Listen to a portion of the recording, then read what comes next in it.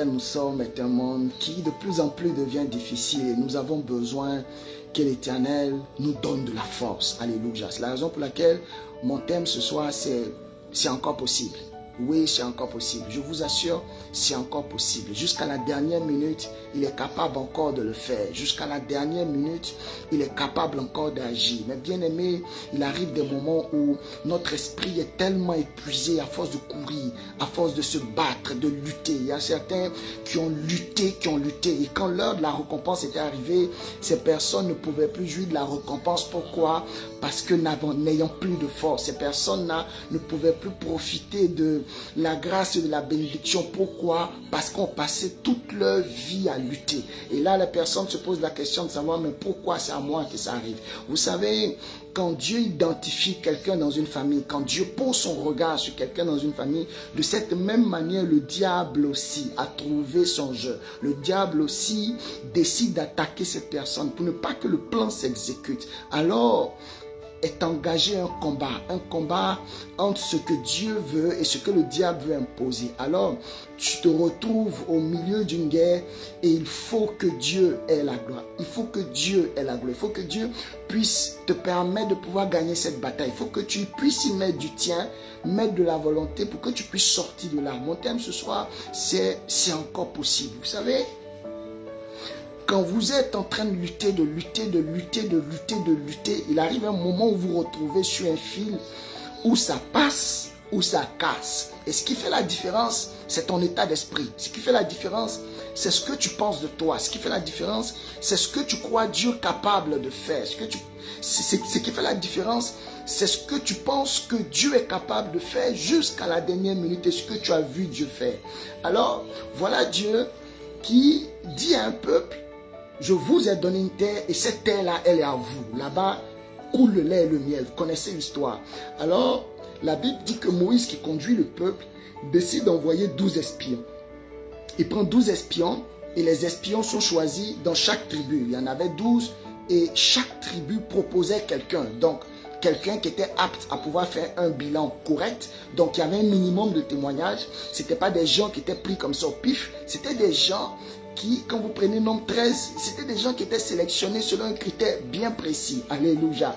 Alors, on choisit les 12, on leur donne une instruction très claire. Et cette instruction-là a été donnée de la même manière. Ça n'a pas été donné de façon individuelle. Il a réuni les 12, il leur a parlé, il leur a dit, j'attends quelque chose de vous et quelque chose de simple. Ce que j'attends de vous est très clair. Allez dans le pays, allez explorer, vous partez être nos yeux, vous partez pour réécrire, vous partez pour faire des constats. Qu'est-ce que vous aurez remarqué, qu'est-ce que vous aurez vu pour qu'on puisse aller, non pas en territoire inconnu, mais dans un territoire où on sait où sont les pièges, où on sait où sont les gardes, où on sait comment rentrer. Amen. Alors, les 12 se lèvent et les 12 partent. Ils partent et ils font plusieurs dizaines de jours. Ils partent là-bas et ils ont fait plusieurs jours. Et pendant plusieurs jours, quand ils ont fini, ils sont revenus. Et quand ils reviennent, vous voyez que le bilan était différent. Il y avait deux grosses poches de décision. La première était ceux qui disaient que c'est compliqué. Ils étaient 10 et ils disent que c'est compliqué, il n'y a pas moyen. Parce qu'on a vu des géants, on a vu des choses. C'est vrai, Dieu nous a dit, on a le lait, on l'a goûté, c'est très bon. On a vu le miel aussi, on l'a touché. Donc c'est des choses qui existent. Mais il y a une chose qui fait la différence, c'est qu'on a des géants là-bas. Et ceux-là, c'est trop compliqué. Je ne suis pas sûr que ça soit le bon temps. Et je ne suis pas sûr que c'est de ce pays-là que Dieu parle. Et c'est compliqué, on ne peut pas y aller. Pendant ce temps, ayant reçu la même instruction, deux autres font un autre rapport. Et le rapport de ces deux autres-là, Josué et Caleb, ils disent ceci. C'est vrai, on a vu les géants. C'est vrai, on a vu quelques points de difficulté. Mais ce n'est pas insurmontable parce que nous nous tenons sur la promesse de Dieu. Alors, ce soir, j'ai bien envie de nous poser à nous une question. Quelle est la perception que nous avons? Il y a certains qui disent que c'est fini, il n'y a plus rien à faire. Mais il y a certains qui disent que c'est encore possible. Je suis à la limite, mais il y a encore de l'espoir. Je suis à la limite, mais il y a encore quelque chose qui peut se faire. Je suis à la limite. je n'en peux plus, mes forces m'ont lâché. Mais je suis à la limite et je sais que ma vie peut basculer. Bien-aimé, cette attitude-là, je l'aime parce que ce n'est pas dans le parler, c'est dans l'attitude. Et c'est compliqué souvent. Où vous vous retrouvez coincé devant un mur et on vous demande de réfléchir autrement. On vous demande d'être différent. On vous demande de penser différemment. Pendant que tu as acculé, pendant que le regard des hommes t'accuse, pendant que tes preuves et les incidences de ta vie ne témoignent pas de ce que la Bible dit, on te demande de continuer de croire. Pendant que quand tu te relèves le matin, il n'y a personne pour t'encourager. Il faut que tu t'encourages seul. Pendant que tes résultats au travail ne sont pas à la hauteur des attentes de ceux qui t'emploient. Pendant que tu es dans une famille où personne ne croit en toi.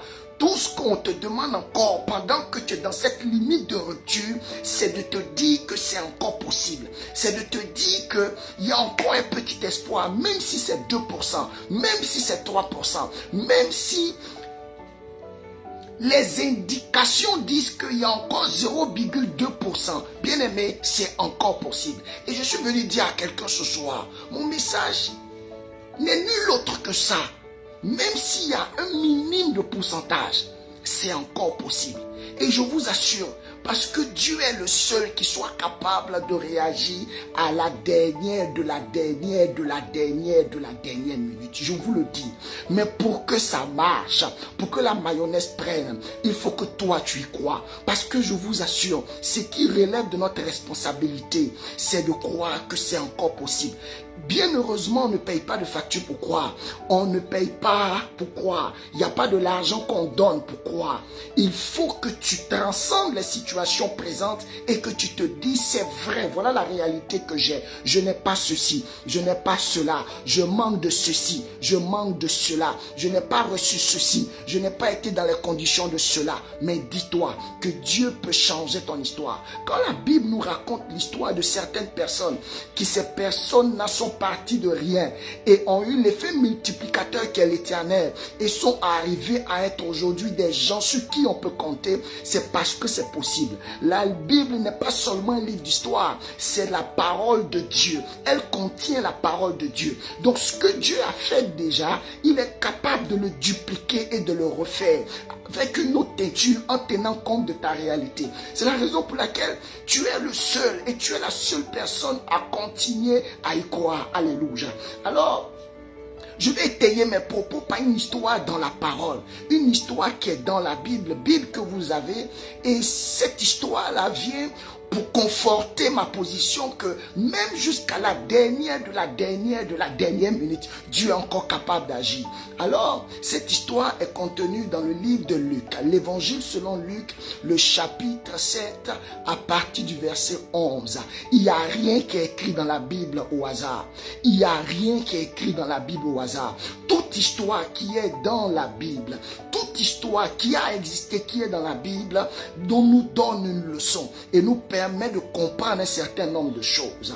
Alors la Bible nous relate l'histoire d'une femme dont on ne connaît le nom, mais la Bible nous donne une indication, c'est là où elle habite, le village dans lequel elle se trouve. La Bible dit qu'elle se retrouve à Naïn. Naïn est une bourgade, c'est un petit village et Naïn est situé non loin de Capernaum, mais c'est vraiment un petit village de Galilée. Et vous savez que Galilée a ses limites au niveau de la tribu d'Isaacar. Et donc dans ce petit village-là, il y a eu un événement qui s'est produit, qui a attiré l'attention, qui a emmené Dieu à intervenir et qui a emmené même à écrire cette histoire-là dans la parole. Ça veut dire qu'il y a des choses que tu peux faire dans ton couloir, dans le noir. Il y a des choses que tu peux faire même dans ton quartier. Ça peut ne pas être visible, mais va attirer l'attention du Seigneur. La Bible dit c'est un petit village. Un petit village. Et la femme là, le petit village, tenez-vous bien, qui s'appelle Naïn. Naïn veut dire beauté. Je vous lis cette histoire. La Bible dit le jour suivant. Ça veut dire que bien avant ça, Jésus était quelque part. Et si vous regardez bien l'histoire, il était allé guérir le serviteur du centenier. Le jour suivant, selon ce que la Bible dit, Jésus alla dans une ville appelée Naïn. Ses disciples et une grande foule faisaient route avec lui. Lorsqu'il fut près de la porte de la ville, voici on portait en terre un mort. La Bible dit on portait en terre un mort. Chaque mot a de la valeur. La Bible dit on portait en terre un mort. Ça veut dire que celui qu'on identifiait là, il n'était plus dans le monde des vivants. Celui-là, il est déjà mort. C'est-à-dire il est déjà passé de l'autre côté. On portait en terre un mort. Ça veut dire que pour lui là, tout était déjà fini. C'était terminé. Il était déjà dans un cercueil et on partait juste pour le déposer là où on dépose la plupart des cercueils. Amen. Et donc, et celui-là, la Bible dit qu'il était fils unique de sa mère, elle-même qui comment était veuve. Amen. Et la Bible dit, il y avait avec elle beaucoup de gens de la ville. Beaucoup de gens de la ville. Ça m'emmène à me poser une question. La Bible dit, il y avait beaucoup de gens de la ville. C'est qui cette femme?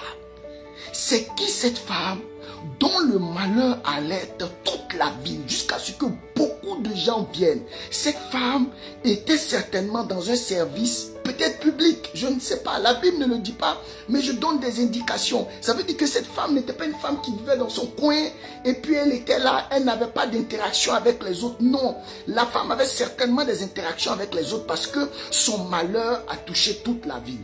Et la Bible dit, le Seigneur l'ayant vue fut ému de compassion pour elle. Ça c'est au verset 13. Et lui dit, ne pleure pas. Il s'approcha, toucha le cercueil, ceux qui le portaient s'arrêtaient et il dit, jeune homme, je te le dis, lève-toi. Ça c'est très intéressant. Et le mort, regardez comment on dit ça. On dit même pas le jeune homme, on dit le mort. C'est-à-dire même encore, jusqu'à là même on l'appelle encore le mort. Le mort s'assit et se mit à parler. Et vous avez déjà vu mort parler. Le mort se mit à parler. Et la Bible dit que Jésus le rendit à sa mère. Oh non, ça là, je vous assure, c'est vraiment important. Il faut que chaque séquence, vous puissiez retenir. On ne pourra pas rentrer dans les détails des détails parce que j'ai un fil conducteur que je veux suivre et je ne veux m'éparpiller ni à gauche ni à droite parce qu'il y a énormément d'informations qui peuvent nous permettre de diffuser à tout niveau. Mais je vais rester fidèle au fil conducteur. Amen. Que Dieu puisse m'aider. La Bible dit que Jésus le rendit à sa mère.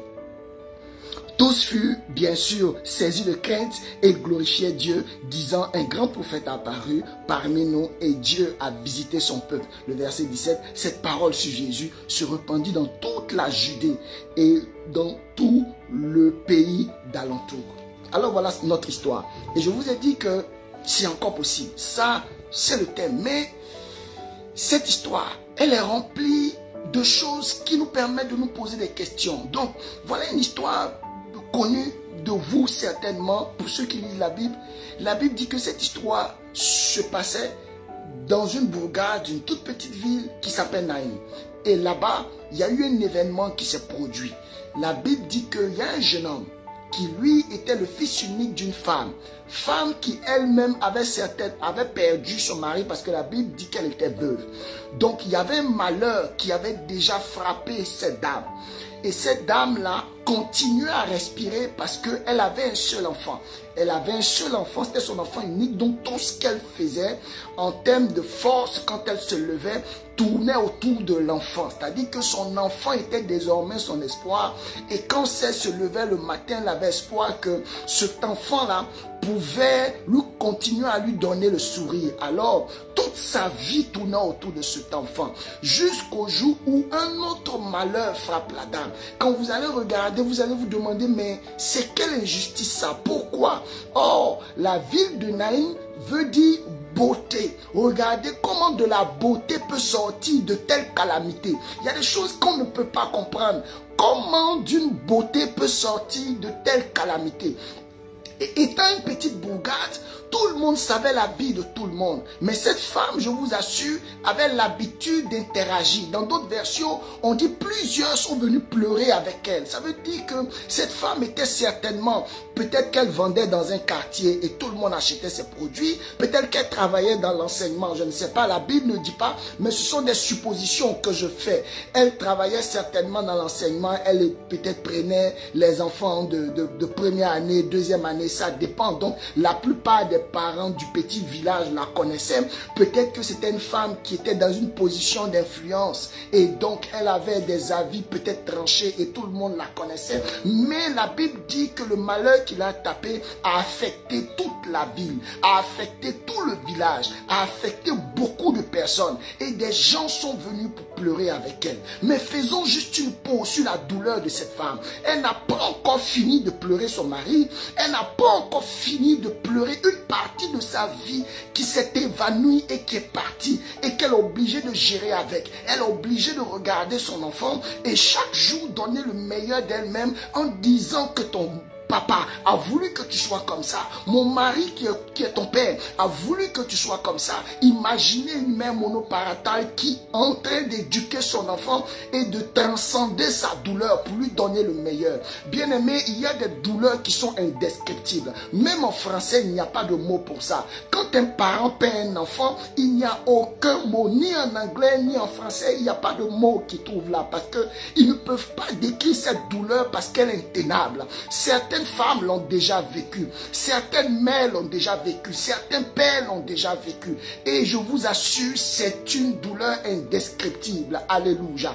Alors, cette femme étant dans la douleur, trouve encore le moyen de continuer de travailler. Pourquoi? Parce que son objectif est de pouvoir donner son meilleur pour son fils. Et vous voyez qu'il arrive des moments où nous nous retrouvons dans des situations où nous avons vécu une trahison. Nous nous retrouvons dans des situations où nous avons vécu une situation qui nous a tellement troublés dans notre couple et qui peut nous permettre de prendre des décisions peut-être hâtives. Nous nous retrouvons dans une situation où il y a des choses et des injustices que nous avons vécues au travail. Il peut arriver des moments où nous avons confié des secrets à des personnes dans l'église et nous avons retrouvé ces secrets sur la place publique et notre âme a été déchirée et a été blessée. Alors, aujourd'hui, des personnes ont décidé, malgré elles-mêmes, de ne plus faire confiance à un homme. Oui, c'est ce que la Bible recommande, de ne pas mettre sa confiance en un homme. Mais vous êtes obligé de composer avec des hommes. Et tout ce que la Bible nous demande aujourd'hui, si tu veux que ta foi reste intacte, soit en mouvement et que ta foi soit vivante, tu es obligé de composer dans un environnement où il y a des hommes. Alors, comment malgré la douleur, transcender la douleur? Transcender ce que tu as vécu, transcender la trahison, transcender le fait que les gens t'ont posé des pots de banane, les gens t'ont posé des pièges pour ne serait-ce que te faire du mal. Comment transcender ça et faire sortir la meilleure version de toi? Ça, c'est ta responsabilité. C'est la raison pour laquelle je dis que jusqu'à la dernière de la dernière minute, il y a encore de l'espoir parce que Dieu peut faire basculer. Alors, je ne peux ici avoir la prétention de donner une indication sur la teneur de la douleur de cette femme. Mais il y a une chose que je sais, c'est que cette femme était dans la douleur. Et pendant qu'elle était dans cette douleur et qu'elle pleurait et qu'elle décidait de ne plus manger parce qu'elle venait de perdre son unique fils, elle venait de voir sa vie basculer dans l'aurore. Elle se posait des questions de savoir, mais pourquoi c'est à moi que ça arrive? Pourquoi une telle douleur, je la vis comme ça? Je viens de perdre mon mari et maintenant me voici en train maintenant de chercher à organiser les funérailles de mon seul fils. Ça devait être le contraire. C'est lui qui devait m'enterrer et non le contraire. Alors cette femme, je vous assure, il y a énormément de choses qui passaient dans sa tête. Elle avait l'impression que toute sa vie s'était écoulée. Elle se posait la question de savoir, mais si on l'enterre samedi, comment son dimanche va être? Elle sentait l'odeur déjà de son enfant. Il y avait ses habits qui étaient là. C'était douloureux. Des gens qui ont déjà perdu des parents, ils peuvent un peu vous donner des inscriptions parce que c'est difficile. Et des gens venaient pleurer avec elle. Mais le fait que les gens viennent pleurer avec elle n'enlevait en rien la douleur, ne pouvait même pas apaiser la douleur. Parce que ce que la femme sentait à l'intérieur était tellement terrible.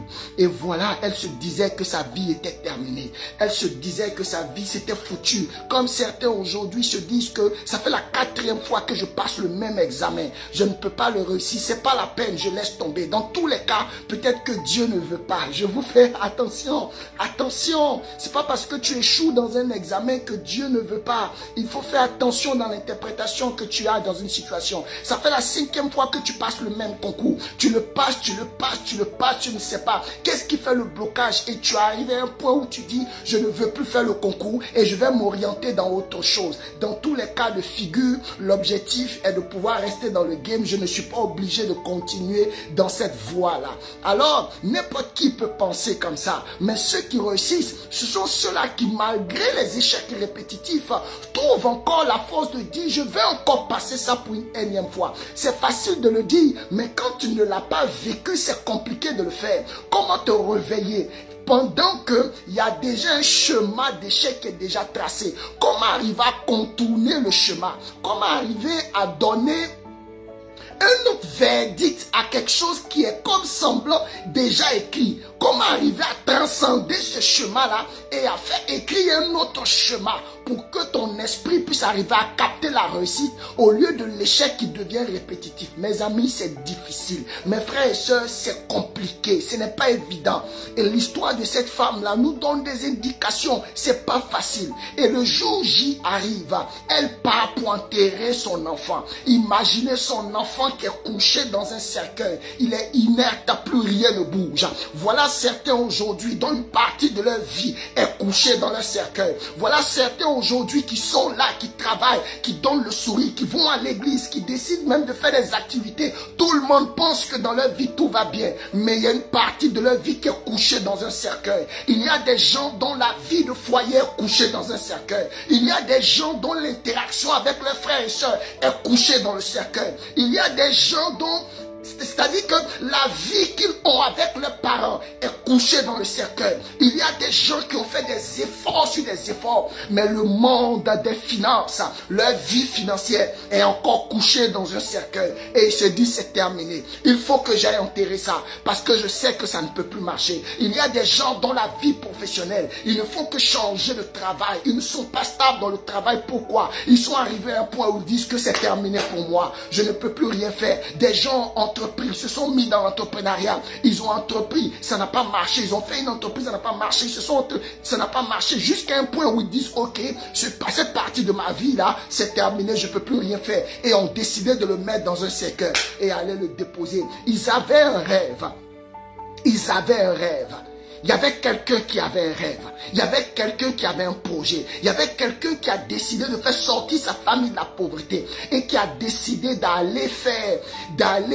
prendre des risques et d'aller quelque part. Mais quand il allait, grande était sa désillusion. Il a décidé d'abandonner et il a décidé de mettre ce projet-là dans un cercueil. Alors la Bible dit que l'enfant de cette femme est couché et elle voit ses espoirs couché dans un cercueil. Elle voit ce qui lui donnait du sourire couché dans un cercueil. Elle voyait ce qui rayonnait sa vie le matin couché dans un cercueil. Ce qui lui donnait de la motivation à aller chercher de l'argent couché dans un cercueil. Elle voyait ce qui lui donnait de l'empressement à courir et à rentrer à la maison parce qu'il y a un être qui est là-bas, qui est son fils, qui a une partie de sa vie qui l'attendait à la maison. Mais elle voyait cette envie-là en train d'être couché dans un cercueil. Bien-aimé, aujourd'hui, il y a des gens qui ne peuvent plus tenir et qui ne font que se confier à leurs larmes parce que couché, chaque fois qu'ils se couchent, ils repensent à une situation et ils se disent mais comment ai-je pu échouer dans ça? Comment ai-je pu échouer dans ça? Et continuent de pleurer, et ton coussin est comme ton témoin, et ton coussin est comme ton ami, et tu continues de pleurer, mais pendant que tu pleures, tu décides de prendre cette situation et de la mettre dans un cercueil. Et cette femme voit la situation de sa vie couchée dans un cercueil, son fils unique, elle n'en a pas deux, et son mari qu'elle aimait, où elle pouvait dire je peux encore me reproduire, je peux encore faire un autre enfant. Ce monsieur est parti bien avant elle, et elle se dit que c'est terminé, plus d'héritage, plus d'enfants, plus de choses qui vont me driver, plus de projets, tout ça est en train d'aller dans un cercueil. Et sa douleur était tellement intense qu'elle était juste obligée de soupirer, de soupirer, de soupirer. Et pendant qu'elle pose un pas, elle se rend compte que sa vie va basculer dans l'horreur. Jusqu'à là, il y a encore des personnes. Vous savez, Quand vous vivez des moments difficiles, les gens qui sont là avec vous seront là pour juste un temps. Ils viennent vous soutenir juste le samedi et le dimanche. Mais après le funérail le lundi, comment ça va se passer sa vie? Elle anticipait sur ça, elle se disait, oh, pour qui elle va préparer maintenant? Mais pendant que toutes ces questions étaient en train de se poser, pendant que cette femme était inconsolable et qu'elle pleurait, pendant qu'elle était au bord du suicide et qu'elle était en train de couper sa respiration, il y a certains aujourd'hui qui ont décidé de mettre fin à leur vie. Il y a des gens aujourd'hui pour lesquels l'année 2025 ne veut rien dire pour eux parce qu'ils se disent qu'ils seront toujours dans la même maison. Ils seront toujours endettés. Ils seront toujours en train de vivre les mêmes situations d'injustice dans leur travail, où les efforts ne sont pas récompensés, où le plus méritant, ce n'est pas lui qui a la promotion. Oui. Et il se pose la question de savoir, mais comment cette année ça va se passer? Comment ça va se passer cette année qui commence? Est-ce que je vivrai les mêmes choses? Est-ce que je vais encore repasser le même concours? Est-ce que je vais encore subir les injustices de ma famille? Et des gens portent le tombeau. Il y a toujours des gens pour vous porter quand vous devez aller mourir. Mais quand vous devez recevoir des encouragements, il n'y a personne. Si tu veux te suicider, tu vas trouver quelqu'un qui va t'aider. Je te dis, il y a toujours quelqu'un qui va porter ton cercueil et qui va l'emmener en dehors de la ville. Il y avait du monde qui pleurait. Il y avait du monde qui pleurait. Et pendant que le cercueil partait, la Bible dit, pendant que le cortège de la mort était en train de faire un pas pour sortir de la ville, il y avait le cortège de la vie qui faisait un autre pas pour rentrer dans la ville. Pendant que le cortège de la mort était en train de sortir de la ville, il y avait le cortège de la vie avec Jésus en tête qui rentrait dans la ville.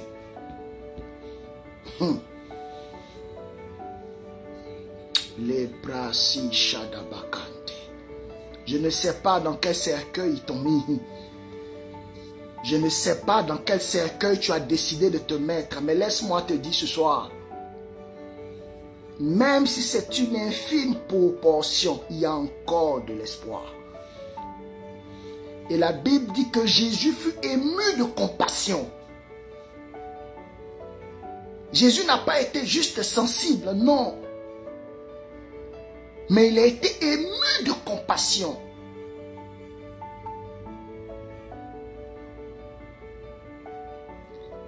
Et voilà ce qui s'est passé. La Bible dit, il s'approcha, il toucha le cercueil et ceux qui le portaient s'arrêtaient. Regardez ce qui se passe.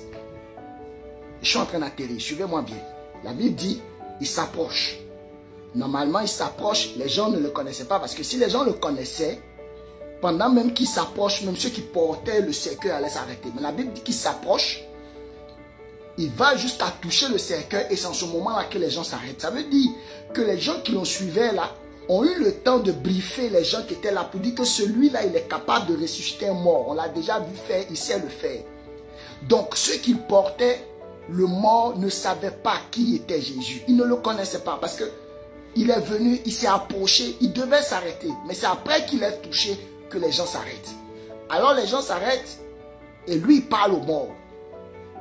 Et dit aux morts de se lever. Maintenant, moi je vais poser une question. La Bible dit que le mort s'est assis. Ça c'était au verset 15. Le mort s'est assis. Bon, c'était comment le tombeau là? Peut-être que c'était ouvert. C'est ça parce que si le tombeau est fermé, le jeune homme ne peut pas s'asseoir dans un tombeau qui est fermé. Moi, je reste juste dans de l'interprétation d'une certaine logique. Vous connaissez les cercueils. Quand un cercueil est fermé, la position est une position allongée. Tu ne peux même pas t'asseoir parce que le couvercle va fermer, va te bloquer. N'est-ce pas? Ça, c'est juste ça, pour le moins que j'ai pu voir, que j'ai vu. Maintenant, ce qui veut dire que le tombeau ou le cercueil n'était pas fermé parce que le jeune homme a eu le temps de s'asseoir. Alléluia. On reste toujours dans de la supposition. Ça veut dire que, bien que le tombeau soit ouvert, certainement la maman a demandé, laisse le tombeau ouvert parce que elle se disait jusqu'à la dernière minute, il y a quelque chose qui peut se passer. Peut-être que c'était une mauvaise blague. Peut-être que son fils a eu un arrêt cardiaque et il est dans le coma, il va se lever. Mais je vous en prie, ne fermez pas. Et cette petite once d'espoir-là qu'elle nourrissait à l'intérieur d'elle, dont elle n'a parlé à personne, voilà ce qui a attiré le regard du Seigneur. Voilà ce qui a permis à Dieu de précipiter ses pas pendant qu'elle était en train de partir en cette même journée-là pour que les deux cortèges se rassemblent. Je vous assure, quand vous voyez quelqu'un dans la vie duquel il y a un miracle, ne pensez pas qu'en réalité il a été choisi au pif. On n'est jamais choisi au pif. Quand vous prenez les gens qui ont marqué la Bible et avec qui Dieu a fait des choses exceptionnelles, ce n'est pas des gens qui ont été choisis au pif. Ils avaient quelque chose. Comment vous pouvez imaginer que dans toute une foule, une femme qui a une paix de sang pendant 12 ans, Dieu arrive à l'identifier en disant que quelqu'un m'a touché? Qu'est-ce que cette femme a fait? Qu'est-ce que cette femme a dit? Qu'est-ce que cette femme a eu à interagir avec son cœur pour que Dieu se souvienne, que Jésus sache que dans toute cette foule, il y avait quelqu'un et qu'il a touché en plus, arrivant à l'identifier. Si tu veux attirer son regard, ne pense pas que ça va se faire au pif. Il va choisir comme ça. Non. Dis-toi à l'intérieur que c'est encore possible. Mais imaginez cette dame. Pendant que on part enterrer son enfant, Jésus s'arrête. Il parle aux morts. L'enfant s'assoit. Et ce qui est encore plus intéressant, c'est que la Bible dit que quand l'enfant s'est levé, quand Jésus a ordonné que l'enfant se lève et que l'enfant s'est mis à parler, il a remis à sa mère. Quand dans un compartiment de ta vie, Jésus va interagir et qu'il va entrer, je te promets, il y aura retour à l'envoyeur. Je te promets, Jésus va te redonner ça pour que son nom dans ta vie reprenne la position qu'il faut. Ce que je suis venu te dire ce soir, à l'intérieur de toi, dis-toi que c'est encore possible. Même si c'est 0,01%, dis-toi que c'est encore possible. Actuellement, ta vie de couple est une catastrophe. Dis-toi que c'est encore possible. Tu as du mal à éduquer ton premier fils parce que ça va dans tous les sens. Mais dis-toi que c'est encore possible. Tu as fait tous les calculs, tu t'es endetté, tu fais tout, tu as 2 boulots, 3 boulots, mais tu n'arrives pas à trouver un équilibre dans ta vie financière. Tu te dis même, tu payes tes dîmes, tu fais tes offrandes, mais tu ne retrouves pas l'équilibre qu'il faut. Parce qu'à chaque fois que tu as un peu plus, il y a comme quelqu'un qui va te tirer en arrière avec quelque chose d'autre et tu te dis que tu n'en peux plus. Alors, vaille que vaille qu'il arrive. Juste ça. Garde juste cette foi-là que c'est encore possible. Juste ça. Juste ça. Juste ça. Alors ce soir, Jésus se tient devant un cercueil et est en train de dire à quelqu'un qui a décidé de s'y coucher, lève-toi. Jésus est venu devant une prison pour dire à quelqu'un qui est à l'intérieur, parce que sa vie est un carcan et il n'en peut plus de voir les mêmes choses, de vivre les mêmes choses. Sa vie n'a plus de saveur. Et toute cette effervescence que nous avons en fin d'année, cette personne ne l'a plus. Parce qu'elle se dit que ça sert à quoi de fêter et qu'après la fête, sa vie va devenir la même. Et tu t'es mis dans une prison. Je te dis ce soir, Jésus se tient près de la prison avec la clé. Il veut te faire sortir. Acceptes-tu de sortir? Lui, il est là, il ouvre la porte. Et toi, tu sors. Il s'est tenu devant le cercueil et il a dit au jeune homme, assieds-toi. Il a fallu au jeune homme de coopérer. Parce que si le jeune homme disait, non, je ne veux pas m'asseoir, moi je veux me coucher, je me sens bien dans le cercueil, on ne pouvait rien y faire. Il y a toujours notre part de responsabilité. Je comprends que la situation est tendue. Je comprends que tu as vécu des injustices. Je comprends que tu es dans une situation où tu es obligé de faire certaines choses qui aujourd'hui te pèsent dessus. Tu es obligé de te compromettre. Et aujourd'hui, parce que tu as utilisé cette voie de compromission, tu es obligé de payer le prix jusqu'à là. Tu vis des chantages sur des chantages. Mais cette prison-là, Jésus se tient ce soir devant cette prison. Il a ouvert la porte et il te dit de sortir.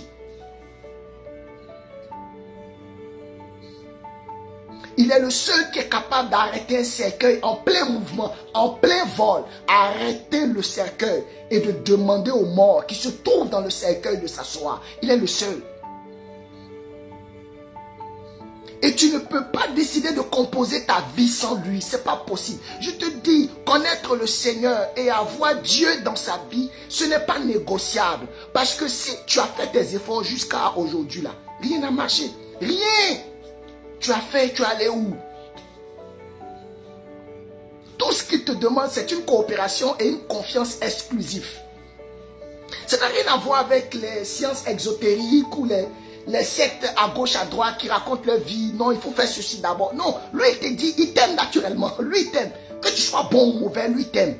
Maintenant, il t'aime, non. Et puis, il te dit, voilà comment on collabore. Je te demande juste de me faire confiance et de m'accorder la primauté. Il veut juste la primauté. Bon, qu'est-ce qui est compliqué dedans?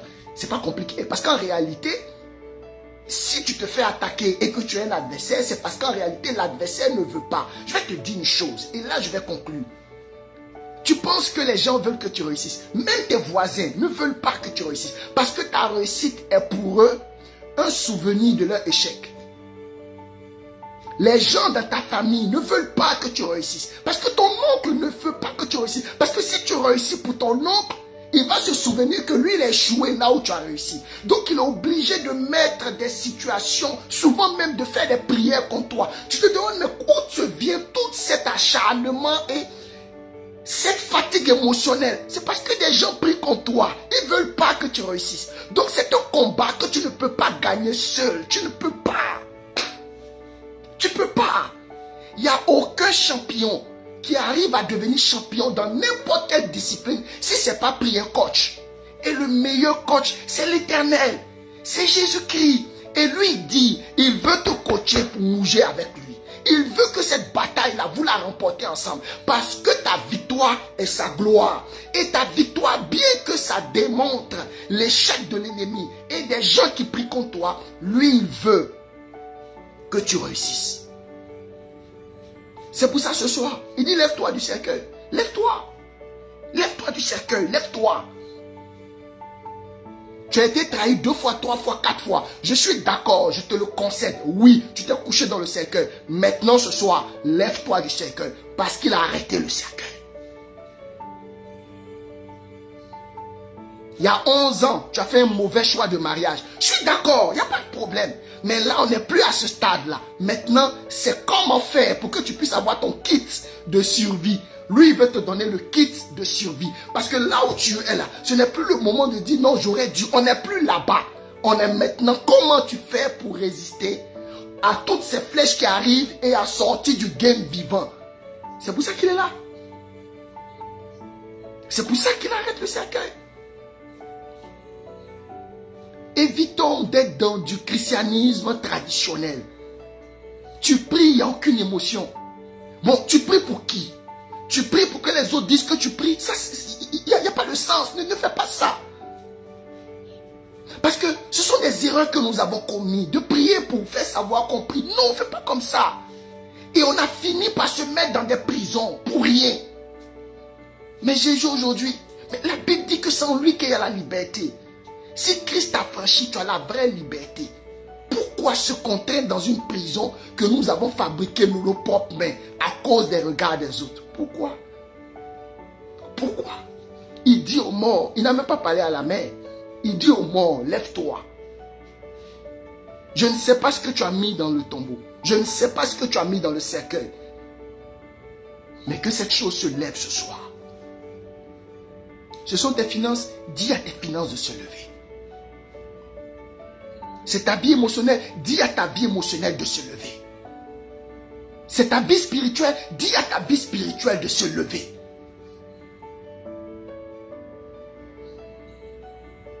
C'est ton interaction avec les gens dans ton église. Dis ça, de se lever.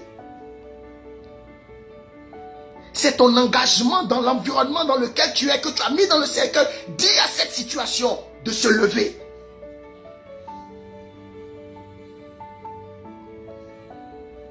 Quand tu réussis, c'est Dieu qui réussit. Quand tu réussis, c'est la fierté de Dieu parce qu'il se bombe la poitrine pour dire, regarde, elle a réussi. Elle a fini par réussir. Il a fini par réussir. Il y avait des écueils, il y avait des difficultés. Ce n'était pas évident. Il est peut-être né dans la mauvaise famille, peut-être. Mais il ne va pas mourir dans la mauvaise famille parce qu'il va se battre et il va réussir. Et ça fera la fierté de Dieu. Parce qu'ils sont beaucoup à ne pas vouloir que tu réussisses. Les années se succèdent. Mais tu restes le même parce qu'il y a des challenges que tu ne veux pas. Tu ne veux pas. Tu ne veux pas. Voilà un animal qui s'appelle l'aigle. Là, je termine. Vous savez, l'aigle, pour voler encore plus haut, quand il prend de l'âge, il décide de lui-même faire le renouvellement de son plumage. Je vous parle d'un animal qui n'a pas la capacité de raisonner. Oh là. Dieu. Je vous parle d'un animal qui n'a pas la capacité de raisonner. Un animal. Quand le temps arrive où cet animal se rend compte que son vol n'est plus perçant, il se rend compte qu'il doit faire un renouvellement de son plumage. Voilà comment il fait. Il monte sur une des montagnes les plus élevées, il trouve un rocher, et puis il se frotte au rocher jusqu'à s'enlever tout le plumage ancien qu'il a. Et je vous parle de hauteur dans les hauteurs, dont vous voyez que le vent est encore plus violent. Donc imaginez le vent qui tape dans ses plaies. Mais il supporte la douleur. Et il attend que les nouveaux plumages sortent. Tu en veux à la vie? Renouvelle ton plumage. Ce qu'on attend de toi, c'est que tu dises à la vie que tu es capable de gagner ce combat-là. Ce combat de la vie là, parce que notre Père nous a enseigné, le pasteur Amazou, sur comment gagner les combats de la vie. Je te dis, ces combats-là, tu dois les gagner. Tu ne comprends pas, il y a des choses que tu as héritées, tu te promènes et puis il y a des choses de tes parents, tu n'étais pas là quand ils ont fait ça. Mais tu les subis. Tu vas faire quoi? T'asseoir, pleurer pour dire non. Mais tu es obligé de te battre. Et quand tu décides de rentrer dans l'arène comme un gladiateur, c'est soit tu tues, soit tu te fais tuer. Qu'est-ce que tu choisis? Certains ont décidé de se faire tuer, c'est pour ça qu'ils sont dans un cercueil. Mais il y a encore de l'espoir. C'est pour ça que Jésus est là ce soir pour nous dire de sortir, de sortir, de sortir, de nous asseoir. Parce que le cercueil n'est pas notre place. Jusqu'à ce qu'un nouveau plumage sort. Et quand le nouveau plumage sort, alors là, il n'a plus d'effort à fournir. Il étend juste ses ailes et le vent le transporte et il fait un vol rapide. Ça, c'est juste un animal qui n'a même pas la capacité de raisonner. Il y a des choses que tu dois faire. Là, nous sommes en fin d'année, déblaye, fais un balayage. Il y a des gens que tu gardes encore dans ton répertoire juste par sensation. Efface-les. Et efface-les. La facture qu'ils payaient là, il ne faut plus vont payer. Efface-les. Tu as peur? Pourquoi? Aie Jésus-Christ dans ton cœur. Efface-les. Il y a des gens, tu as conscience qui te retardent. C'est pas toi. La séparation est douloureuse. Mais elle est nécessaire. Demandons à Abraham. Sa propre famille, Dieu dit c'est pas toi. Parce que c'est nécessaire. La responsabilité t'incombe. Tu veux t'asseoir dans le cercueil ou tu veux rester couché? Telle est la question. Pour ceux qui veulent rester couchés, c'est votre choix. Même si le choix est mauvais, je ne peux pas aller contre ça. Parce que c'est votre choix. Mais pour ceux qui décident de s'asseoir dans le cercueil, Dieu va vous remettre à votre mère. Dieu va vous ramener vers vos familles. Dieu va vous ramener sur le lieu du crime, là où les gens vous ont. Il va vous ramener là-bas. C'est là-bas qu'il va vous ramener. Je vous dis, la Bible dit que le mort a été remis à sa mère. Dieu va te ramener dans le même quartier où tu as été humilié. Il va te ramener dans la même situation, dans la même entreprise. Tu vas avoir une situation où Dieu va t'honorer dans la même situation de déshonneur. Il va te ramener dans la même situation. Il va te ramener. Que la grâce de Dieu soit avec vous. Voilà ce que j'ai voulu partager avec vous aujourd'hui. C'est encore possible. Juste un tout petit peu. Une toute petite proportion. Que c'est possible. Il va changer ton histoire. Tu as ta part de responsabilité. Et toi, il faut croire. Parce que c'est possible. Cette femme ne pensait pas que le samedi d'enterrement allait se transformer en un samedi de fête. Elle ne savait pas. Elle ne savait pas. Si on lui avait dit ça depuis jeudi, elle aurait accéléré elle aurait accéléré le jour de l'enterrement. Elle ne savait pas. Mais sa vie a basculé à la porte de la Bible. Jésus est juste à la porte. Il attend que tu fasses du mouvement. Viens avec ton cercueil à la porte. Vous allez vous croiser. Parce qu'il est déjà là. Commence à faire du rangement. Et déplace-toi avec tes tares, avec tes insuffisances, avec tes lacunes, avec tes manquements, avec tout ce qui est mort, qui ne produit plus, avec ton manque de productivité. Déplace-toi. Va à la porte. Il t'attend à la porte. Et il va shifter. Il va changer ton histoire. Que la grâce de Dieu soit avec toi. Que Dieu te bénisse. Fais cette prière avec moi pendant une minute. Seigneur, je veux te rendre grâce. Et je veux te dire merci. Seigneur, j'ai conscience qu'il y a certaines choses de ma vie qui sont encore dans le cercueil. Avec tous les efforts que j'ai eu à faire, j'arrive pas à redresser le tir. Et les années se sont succédées et la force m'a quitté. Et l'espérance que j'avais de voir cette situation changer s'est évanouie dans la nature. Mais Seigneur, tu es venu ce soir me dire que c'est encore possible.